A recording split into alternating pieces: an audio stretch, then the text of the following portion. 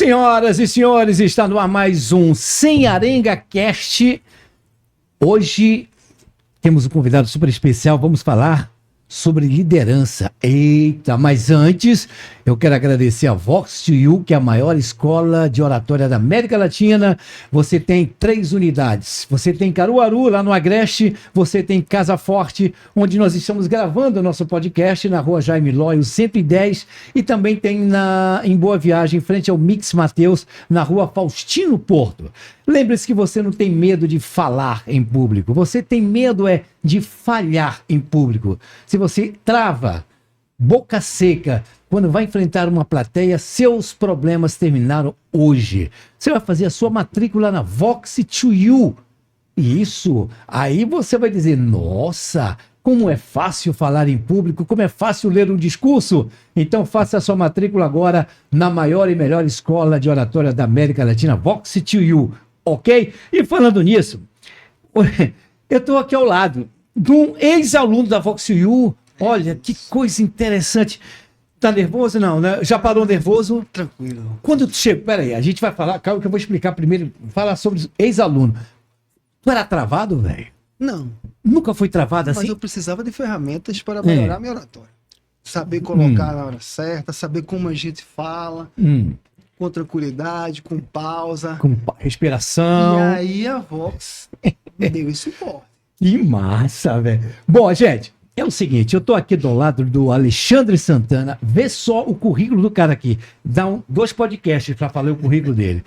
Engenheiro de pesca, com especialização em administração, MBA em gestão de pessoas e liderança, também mestrado e doutorado em engenharia civil, com ênfase em recursos hídricos e tecnologias ambientais. Tem 20 anos de atuação.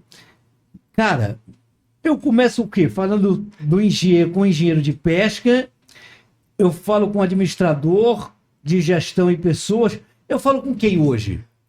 Pega mais pertinho do microfone. Hoje eu falo com quem hoje? Com o Alexandre Santana, que trabalha com liderança, trabalha com implantação de projetos socioambientais, coordena equipes. E a gente constrói um processo de implantação desses projetos, desses processos, de forma que a equipe, que a gente consiga conduzir a equipe a implantar de forma organizada, assertiva, e que a gente entenda as carências e as potenciais de cada pessoa. Você fala hoje com o Alexandre Santana que trabalha uma técnica que eu chamo de liderança sustentável. Tá, vamos lá. Você lidera uma equipe, você forma uma equipe. Essa equipe é leiga no assunto, ou essa equipe que você forma, eles já tem uma base do que é? Ou são leigos, assim que você, não, vem cá, vou te explicar o que é uma liderança sustentável. Como é que funciona? Como é a logística da coisa? A cronologia. Eu não entendo nada, por exemplo. Vamos lá. Vamos lá. Em geral, as equipes que a gente é chamado para coordenar ou conduzir, elas vão implantar algum projeto, algum processo, seja ele numa empresa pública, numa empresa privada ou numa entidade, uma ONG. Ok, uma ONG. E o que a gente encontra? A gente encontra capacidades instaladas impressionantes. Pessoas com as mais variadas formações, sociólogos, engenheiros, agrônomos. E aí a gente tem que construir, tornar esse grupo uma equipe coesa, uma equipe que consiga dar resultado, construir uma forma sucessória, porque a gente é transitório, construir um processo de sucessão dentro dessa equipe e aí, principalmente criar um elo que essas pessoas elas se entendam e se vejam como não um grupo de pessoas, mas como uma equipe que consegue dar uma resposta a resultados. Certo, mas são todos profissionais praticamente liberais, não é isso? Esses liderados. Qual é o tempo que essas pessoas têm? O que elas vão fazer o quê?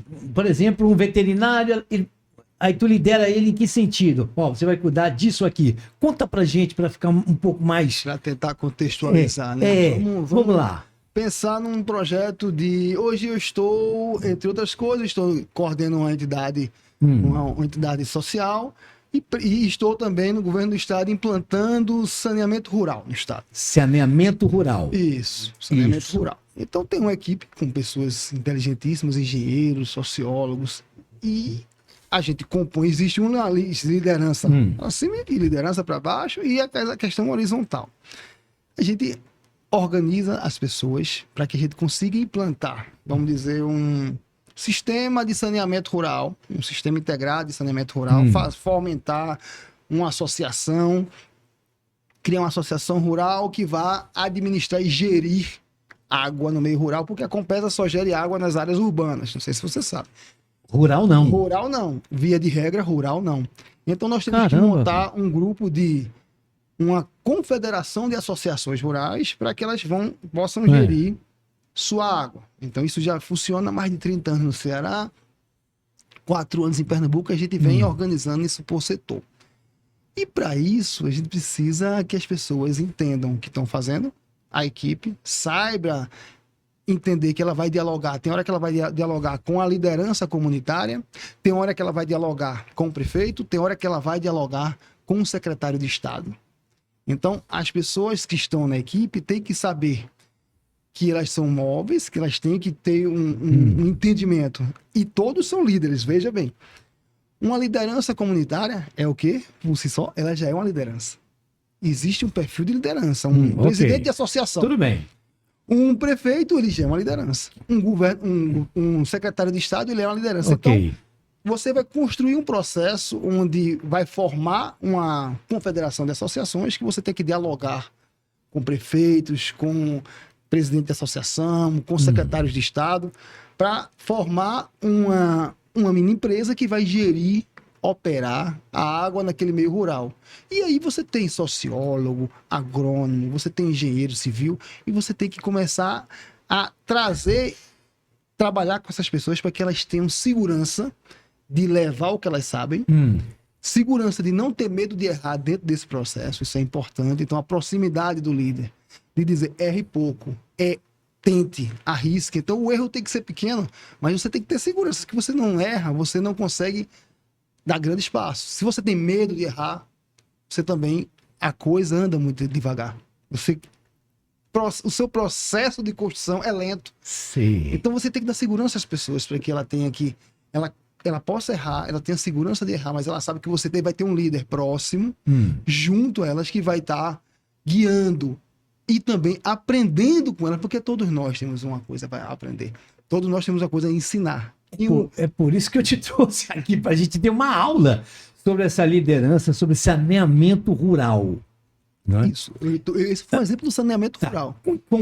Por exemplo, então, uma cidade que está sendo implantada essa liderança, que tem esse problema de saneamento rural, ou quase todos os municípios têm problema de saneamento rural? Quase todos. Quase todos os municípios. De 180 e poucos municípios... Todos, todos têm, porque a gestão da água no meio rural é uma coisa que foi relegada a segundo plano. No primeiro plano foi feita a gestão da água nos centros urbanos, onde a gente tem a maior concentração de pessoas. A Compesa tenta dar conta disso. Porém, o meio rural ficou muito abandonado durante muitos anos. Não vou dizer abandonado, mas não era prioridade nas políticas públicas. Existe, vamos dizer, uma série de instituições. Existe hoje a articulação semeada, que chama-se ASA. Isso. São várias entidades não governamentais que se organizam de forma juntas para poder implantar tecnologias sociais de acesso à água, tecnologias sociais de melhoramento de produção de alimentos. E aí você tem um conjunto de elementos no meio rural que são distintos. Existe sim uma preocupação com o saneamento rural. Existem processos já implantados há muitos anos. Cisterna, por exemplo. Aquela cisterna de placa. Nunca mais tinha ouvido falar de cisterna. Ela faz parte também. É mesmo, cisterna, cara. Isso. E em todos os processos, o que está por detrás da implantação desses processos? Pessoas. Tá. As pessoas vão implantar... Há pessoas que vão treinar os agricultores para implantar uma cisterna.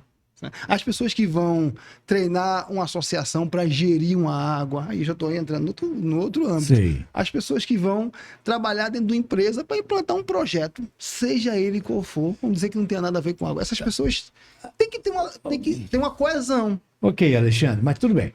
Quando se fala em saneamento, a gente está falando de cisterna, isso tudo vem na minha cabeça, obra. Obra. Isso. Aí é que tá. De onde vem esses recursos, cara? Isso é obra, pô. Saneamento é obra. Isso. Construção de cisterna é obra. Formar uma liderança, passar um tempo no município é gasto. Quem que banca tudo isso? É o prefeito, é a sociedade civil, é o governo do estado? Como é que é feito isso? Vamos lá. Na área rural, grande parte do investimento em tanto das tecnologias sociais quanto em gestão, ele vem do governo federal. O governo do estado, os governos estaduais também investem uma parte do recurso. As entidades não governamentais captam esse recurso, concorrem a editais, licitações para implantar os processos. Aí veja bem o que você falou. Veja como é interessante. Obra. Na realidade, você está construindo a obra, ela é pontual. A obra você vai lá e constrói. Mas a obra precisa de quê? Para ela ter longevidade. Precisa de ter gestão. Precisa de pessoas que façam a gestão dessa obra, façam a revitalização ou de uma cisterna, ou de um sistema de abastecimento de água encanada. Você precisa ensinar pessoas, implantar normas e processos, e que isso seja conduzido ao longo do tempo de forma organizada. Então, além da obra, tão importante quanto a obra que a gente esquece muito aqui no Brasil, é a manutenção. Isso tudo é a manutenção. Onde a gente vai para a gestão. E gestão tem a ver com pessoas. Beleza. Processos e procedimentos. Pois é, chegou Alexandre. Vamos dar um exemplo aqui no município. Ibimirim. Pronto, vamos lá. Ibimirim. Chegou Alexandre, reuniu a sociedade civil. Vamos chamar de sociedade civil organizada? Vamos? Sim, pode. Porque aí já engloba veterinário, já engloba engenheiro, todo mundo, né? O Alexandre está lá, reúne a sociedade, fala sobre o projeto, sobre a implantação, cuidado com a água, o reuso, aquela coisa toda, cisterna, etc. Está aqui o dinheiro, está aqui a verba, vamos construir. Qual é o tempo que o Alexandre passa em Bimirim até a conclusão dessa formação desse grupo com a conclusão da obra? Você fica lá o tempo inteiro? Não. Quem é que fiscaliza isso? Então, em geral, vai depender do que tipo de ação é feita. Vamos lá. Para as comunidades mais difusas, em Bimirim a gente tem um dos maiores açudes que aqui em Pernambuco, chama-se do Poço da Cruz. E vou falar uma coisa interessante do açude do Poço da Cruz. Foi construído nesse açude um perímetro irrigado imenso para plantar e irrigar tomate. Há muitos e muitos anos. Foi feita uma obra superdimensionada e hoje essa obra ela não funciona. São canais, quilômetros e mais quilômetros de canais secos. Caraca. Então, eu quero falar isso, antes de lhe responder. Essa obra já foi para o Beleléu? Essa obra já foi para Beleléu, faz muitos anos. Foi feita pelo Denox há muitos anos. Se não me falha a memória, de muito Denox. E a importância de você fazer processos adaptados à realidade local. Não adianta a gente fazer um super projeto que a gente vai achar que vai resolver o problema daquela comunidade, quando uma ação customizada, uma ação que seja mais adaptada àquela comunidade, dá muito mais certo. Vou dar um exemplo. Vou dar um exemplo de uma comunidade que está a 20 quilômetros de qualquer ponto de água. E aí, cara? Você vai fazer hoje um sistema de abastecimento de água encanada, levar uma adutora 20 quilômetros para abastecer 40 famílias? É justo? É justo. É, lógico. Mas se você tem uma comunidade hoje a 5 quilômetros do canal do Rio São Francisco, que ainda não recebe água, você vai começar do mais fácil para o mais difícil. Certo? Então você vai primeiramente priorizar aquela comunidade que tem 40, 50 pessoas, que está a 20 quilômetros do canal do Rio São Francisco, vai fazer um sistema de abastecimento e o recurso é limitado. Os recursos são limitados. Claro que depende de vontade política, sim. Mas os recursos em geral são limitados. Então, o que você vai fazer com aquela comunidade que está a 20 quilômetros de algum ponto d'água, sem nenhum ponto d'água? Quando eu posso fazer 4 sistemas de abastecimento de água de 5 comunidades, de 4 comunidades que está próxima do piso, eu vou fazer um sistema de abastecimento. Mas aquela comunidade que está a 20 quilômetros, você tem que criar uma solução.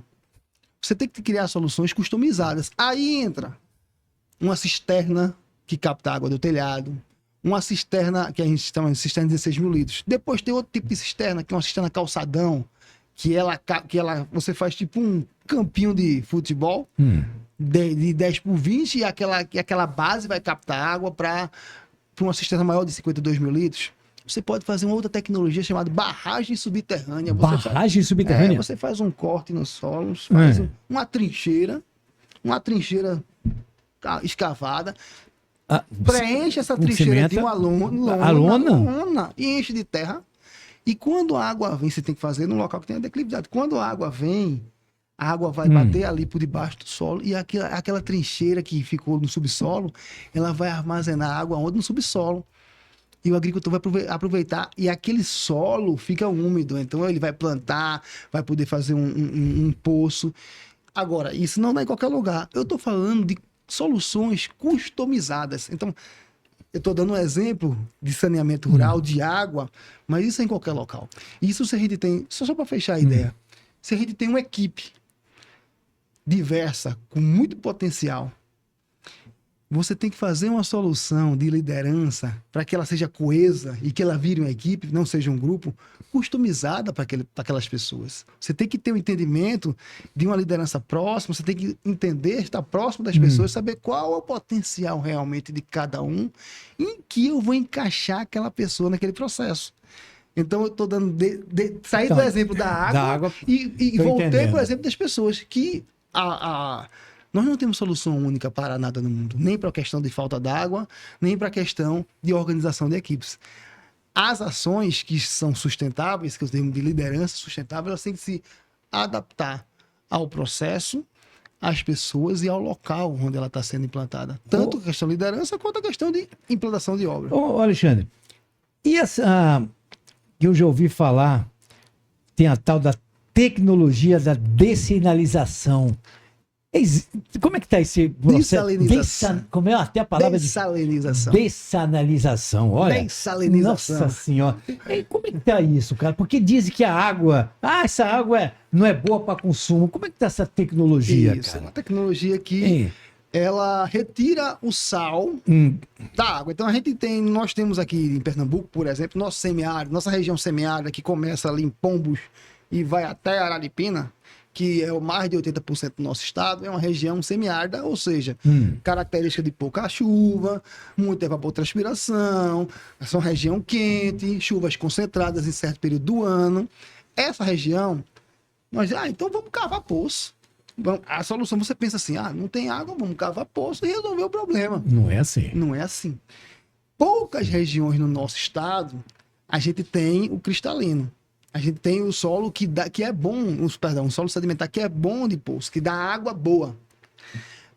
A maioria do nosso subsolo dá água salobra. Ele armazena água. Salobra, eu queria encontrar essa palavra. Salobra, salina, vai depender da quantidade de sal que tem na água e nas nomenclaturas são variáveis, variam de acordo com a quantidade de sal. Salobra, salina, enfim, salgada. E existe o dessalinizador. O dessalinizador, ele é uma tecnologia que hoje está bem aperfeiçoada, que ele consegue retirar, você bombeia a água do poço, passa por esse equipamento e ele consegue separar o sal da água. E ele tem o rejeito, ou concentrado, que é aquela água com sal, que hoje, a cada litro, os dessalinizadores, os mais atuais, eles conseguem, dependendo da quantidade de sal na água, tá? De cada litro, tirar 600 ml de água boa e 400 ml de água salgada. Essa água salgada vai pro beleléu. Essa água salgada tem que ser feito tem que pensar no que vai fazer com ela. Se você não dá para jogar no meio ambiente, se for em volume, você tem que botar ela num tanque de decantação. Que danado é um tanque de decantação? É um local onde você vai colocar a água para evaporar e ali vai ficar só aquele sal e você consegue controlar mais o sal. E a água boa de beber que o dessalinizador separa, você vai distribuir para as pessoas. Mas essa água, ela tem um custo. E a água do dessalinizador, em geral, você não consegue encanar para casa das pessoas. Você faz, às vezes, um chafariz para que as pessoas tenham que ir lá buscar água. Porque ela tem um custo e, em geral, os nossos poços, além de ter água salobra ou salina, ele tem uma vazão baixa. Sem te cortar, já te cortando. Essa água aqui, de Boa Viagem, que os barraqueiros usam, essa é salobra, essa água? É uma água captada ali da areia, do subsolo raso, né? E vem com muitos sais, além de outras coisas. Coliformes fecais. Você tá tomando banho ali, o menino faz um xixi dentro d'água, pronto, você tá, às vezes tá tomando banho de xixi. Agora, a verdade Que é que você tá ali isso, se rapaz? refrescando depois de um futebolezinho, aí você tá no Entendi. xixi. Será, velho? Porque você... São poços muito rasos, então você tem um lençol freático muito alto, então quando Olha, você capta água, você tá tomando um banho ali de um monte de coisa. Uma coisa super importante falar também, preocupante. Essa escassez hídrica em algumas regiões do estado, essa escassez pode ser permanente, o Alexandre? Sim, Hugo, a gente tem a Isso preocupação, é inclusive, muito- de piorar a escassez. Como é que é? De piorar. Existem vários estudos. Então, a gente tá num processo de mundo bem difícil Caraca, de encontrar, bem difícil de encontrar soluções para que a gente possa, para que as pessoas possam viver bem. As pessoas que moram na região árida, semiárida, no nosso Nordeste, elas não querem só viver, elas têm que viver bem. Porém, existe uma tendência de que em algumas regiões, principalmente aquela região ali próxima, tem uma região próxima a Petrolina e tal, junto com a Bahia, que está deixando de ser semi-árido e está se tornando a ser árida. Uma região árida que chove menos, é mais quente, tem mais evapotranspiração e é mais difícil de se viver. Então, Mesmo com a transposição, chegando ao todo vapor? mas veja bem, a transposição ela vai levar água, mas o clima da região, o clima, a transposição não muda o clima do mundo. Não muda o clima, A mas... transposição vai disponibilizar água para aquela região, certo? Mas o clima a que está submetido aquelas pessoas e a região, e os animais, e a caatinga, o clima está deixando de ser semiárido para ser árido, ou seja, Que isso, rapaz? vai ser mais seco.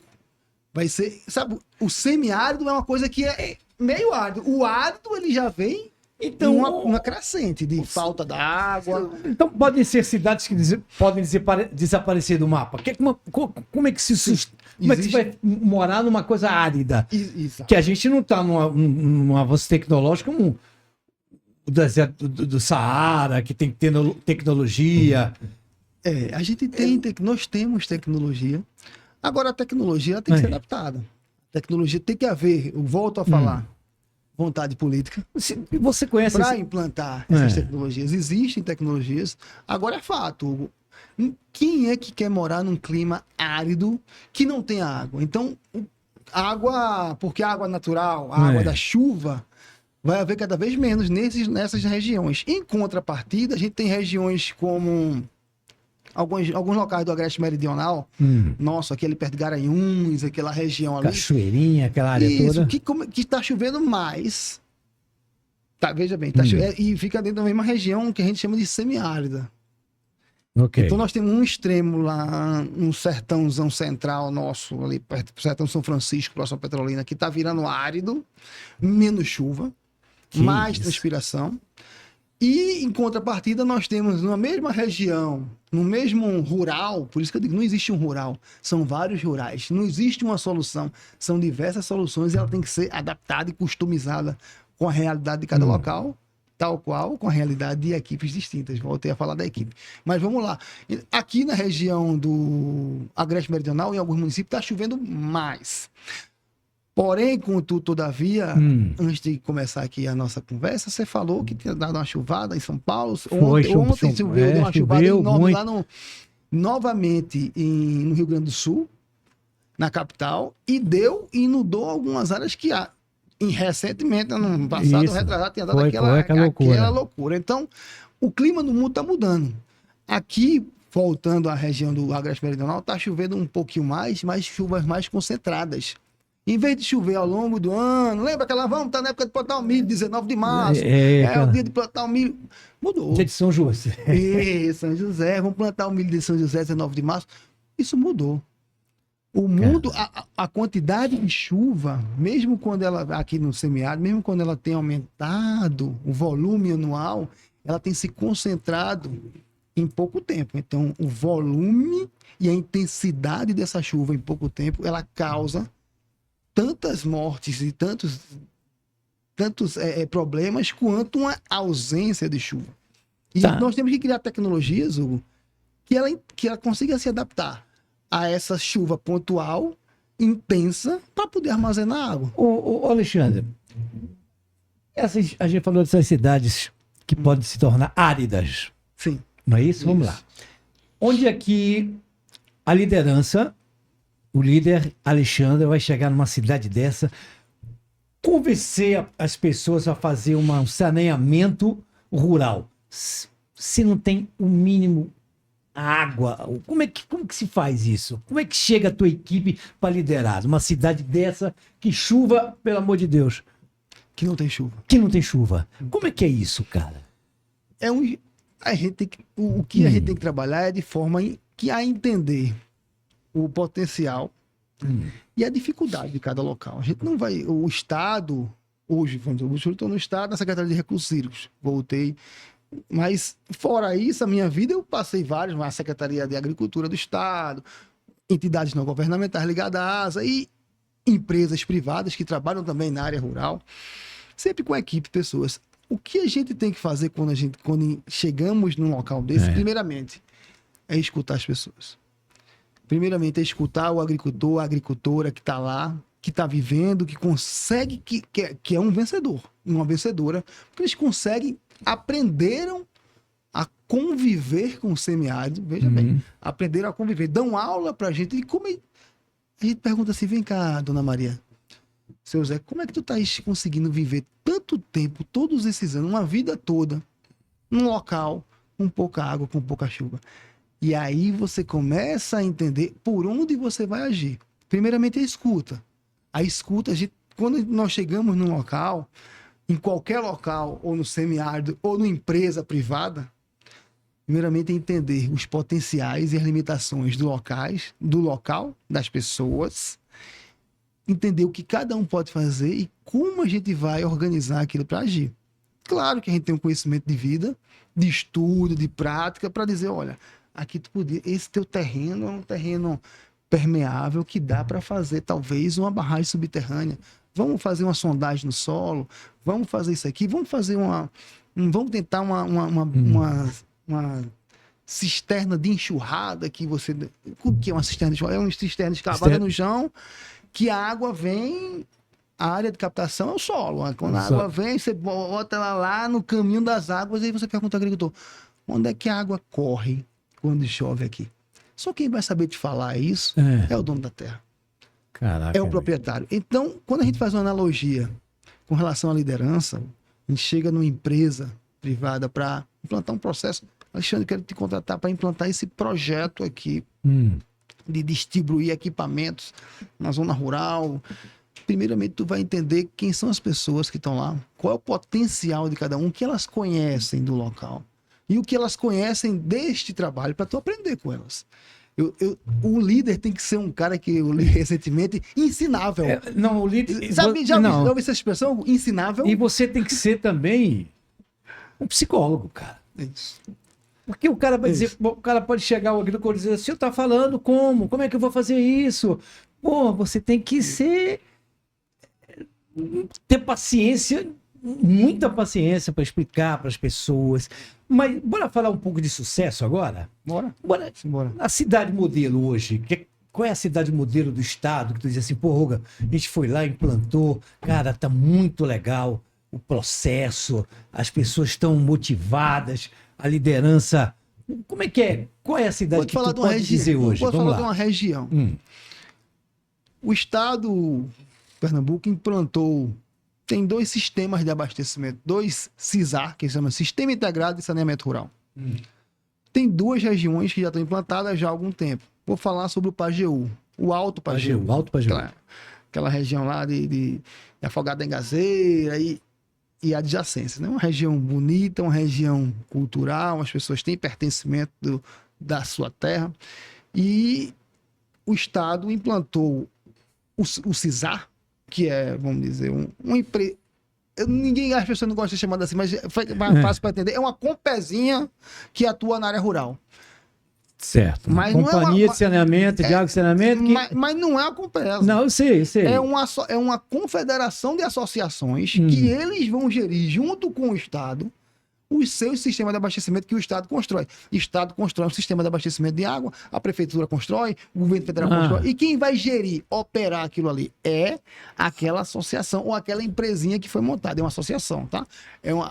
Aquele sistema integrado de saneamento rural é uma confederação de associações onde tem um presidente, tem um conselho administrativo, conselho fiscal, e que o governo vai incubar aquilo ali durante alguns anos e para eles aprenderem a fazer a gestão e a operação da água. Nessa região, existe em torno de 23 sistemas de abastecimento rural. Então, não é no município só. É em vários municípios. Na região. Então, o CISA, ele é regional. O município, ele não é municipal. Esse município tem vários distritos do município. É mais ou menos isso, né? Não, tem outros municípios. O CISA, o CISA do Pajeú, ele vai operar todos os municípios, toda a zona rural dos municípios do Alto Pajeú. Entendi. Não é municipal, ele é regional. Então tem uma região do Alto Pajeú, região do Mochotó ali, Arco Verde, aquela região ali tem outro CISA. O Estado vem implantando por região. O do Pajeú vem dando certo, alguns outros também, mas o do Pajeú se destaca. Sabe por que eu tô falando? Eu não senti tanta falta d'água, lógico, não existe falta d'água, pelo amor de Deus, olha o que eu tô dizendo. Eu viajei agora no Festival Pernambuco, meu país. Sim. Eu fui Salgueiro, fui para Serra Negra, Gravatá, Caruaru e teve Buíque também. Eu não senti nada, as pessoas reclamando falta d'água. Nessas regiões que eu estou te falando. Eu não sei porque são regiões privilegiadas, será? Será que é isso? Não, né? Essas regiões tem Salgueiro, porque tem uma demanda enorme de abastecimento rural. É uma mesmo, demanda enorme. Salgueiro, por exemplo. Salgueiro, eu tô indo para lá amanhã. Por coincidência. Tô indo para lá amanhã conversar e iniciar um processo, retomar, de qualificar um processo do CISA. O prefeito Fabinho implantado lá em Salgueiro, e isso. Provavelmente vou ter com reunião com ele no final da tarde. E nós vamos reorganizar a implantação do CISA. Por quê? Porque precisa de sistema de abastecimento daquela região. Estou falando de Salgueiro, estou falando da região como um todo. Sei. Aquela região como um todo é uma região de escassez extrema. No Agreste, vou dar um exemplo. No Agreste, onde a gente tem o maior déficit hídrico do Brasil. No Agreste, Caruaru e região. Por quê? Porque chove muito pouco? Não, chove mais do que lá em Salgueiro. Mas eu tenho mais pessoas no Agreste e menos locais de armazenamento de água.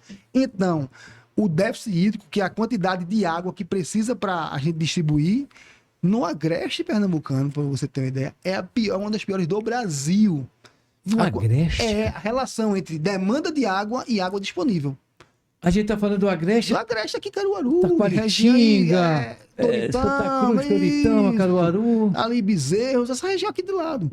Lá no Sertãozão, o que a gente tem? A gente tem comunidades rurais mais dispersas, menos concentradas, menos adensadas. As comunidades rurais são mais dispersas, então o desafio lá é outro.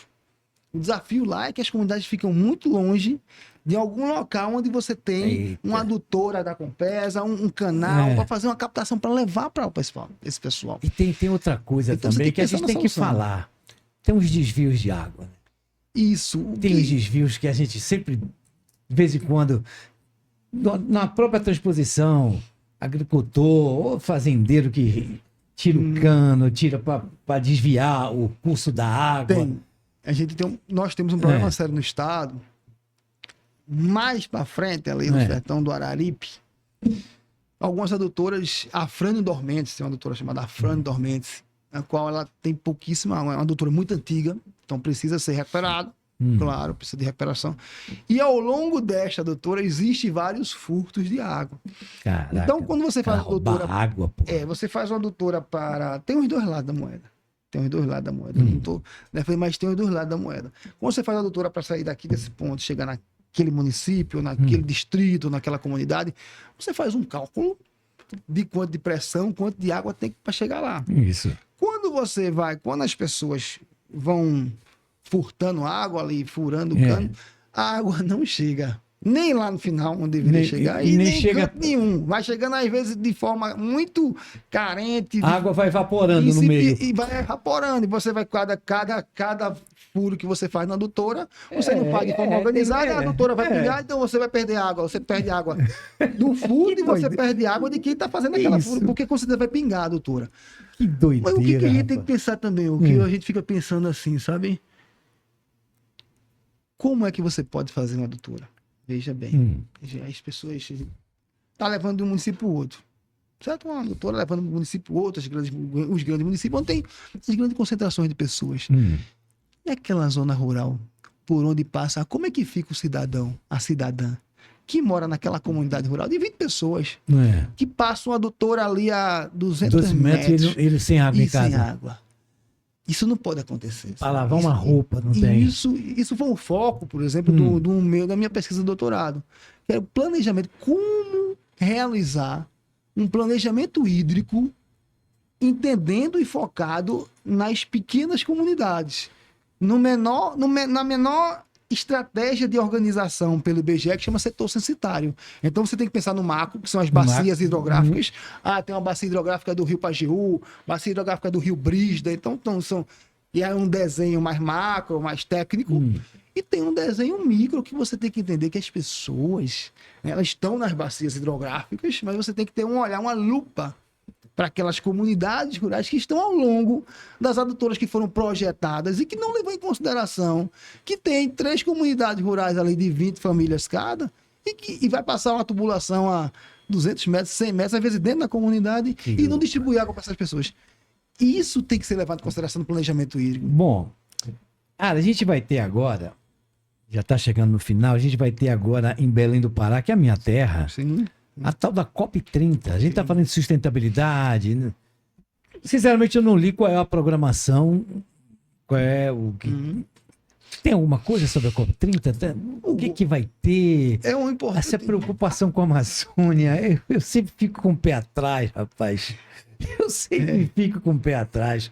Eu acho que toda a preocupação com a Amazônia ela é válida, muito válida, lógico, muito válida. mas... Até porque, vamos dizer, a Amazônia é o pulmão do mundo. A Amazônia ela faz parte de um grande ecossistema regulador, claro. Tal qual as algas no mar também fazem ali transformam oxigênio. Mangue. O mangue, o semiárido. Né? Ali na região central do Brasil, ali a gente tem na região central, Brasília, a gente tem outro tipo de cultura, um outro tipo de vegetação. Então, todas elas são válidas e importantes. É válido, sim, a COP30 na Amazônia, é muito válido. As discussões têm que ser levadas a sério. Agora, tem que ser levadas a sério. Não adianta a gente discutir por discutir. Vale a pena, sim, discutir. Tem que trazer à tona as situações da Amazônia. Mas a gente tem outros biomas no mundo e no Brasil que estão sendo também muito agredidos. Isso, eu ia falar isso também. Muito agredidos. Eu ia falar isso. O semiárido mesmo. O semiárido ele tem um potencial de renovação extraordinário. A nossa caatinga está terminando. A caatinga, o que é a caatinga? Chama-se a Mata Branca, né? Mata Branca. Caatinga, você não ouve mais falar em caatinga. Né? São pouquíssimos os mangues hoje no Recife. Né? Que Chico Sainz deve estar lá em cima, retado da vida. Pé da vida. Né? Pé da vida com a devastação do mangue para a construção de obras, etc. e tal. Cara, é muito legal esse papo, né, que a gente está levando, que a gente levou aqui agora. Eu sempre digo assim, cara, ao escovar, uma coisa boba que eu vou falar aqui, mas super interessante. Quando você for escovar o seu dente, cara, na hora que você colocar a escova na boca, fecha a porra da torneira. Fecha a torneira. Fecha a torneira. Cara, não custa nada. Eu vou dar outra dica aqui. Sim. Eu, quando vou na madrugada ao banheiro para fazer xixi, eu não dou descarga. Deixa pra dar de manhã. Na segunda ou na terceira vez, cara, isso não vai afetar em nada. Aí as pessoas não dão logo descarga. Então, são coisas básicas, simples, né? Que a gente, esse cara tá falando besteira. Não é besteira, cara. Vê quanto a gente economiza água. Vê lá se tá pingando a tua torneira, sabe, a tua máquina de lavar. Cara, as pessoas têm que começar a criar, né? Essa sensibilidade dentro de casa que a gente começa a economizar e racionar, cara. É isso. É isso, A gente brother. precisa de pessoas, a gente precisa criar uma sociedade que seja mais consciente. As pessoas não estão conscientes, tem uma geração mais consciente e tal, mas, gente, não adianta a gente fazer. Eu tenho que fazer minha parte, eu tenho que fazer a tua, mas a gente tem que Lógico, discutir de forma cara. séria. A Caatinga, por exemplo, é onde a gente. É uma dos biomas que mais retém carbono, sabia disso? Quando ela Olha aí, tá, tá vendo? ela tá seca, né? É. Quando ela vai rebrotar, quando chove, ela tem um potencial enorme de captação de gás carbono da atmosfera. Então, o que nós temos de bioma, de diversidade, é importante a gente entender que é necessária uma nova visão para o mundo. É importante, vai ser importante esse debate da COP30, importantíssimo trazer ele aqui para o Brasil nesse momento. É válido. Oxe, eu irei lá. Porra, rapaz, me leva junto. É bom. Tava doido pra ir. Mas sabe qual é o problema? Mas É os bom. hotéis também caro lá. Mas eu não pago hotel, porque a minha família mora lá, então eu tô livre de pagar hotel, graças Olha a Deus. aí. Cara, eu conversei aqui com o Alexandre Santana, foi um papo maravilhoso sobre liderança. Liderança. Qual é a tua próxima? Ah, você vai estar em Salgueiro. Vou ter só. Ah, Salgueiro. Mas você é funcionário público hoje Não. de carreira? Não.